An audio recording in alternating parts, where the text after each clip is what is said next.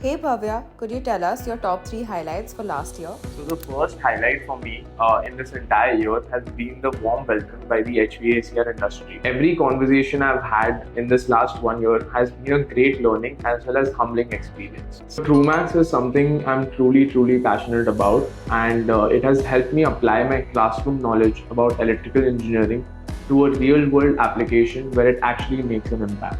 So the second highlight for this year has been the trumaxx summer internship program.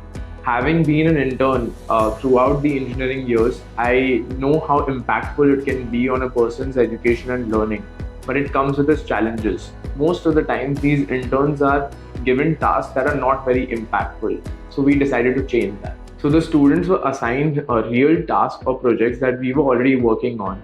These students came from different fields and their ideas were absolutely brilliant.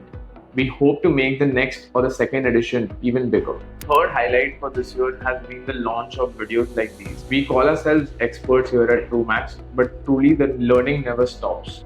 So we want to answer each and every question that has ever come to your mind regarding motor and airflow solutions using these videos.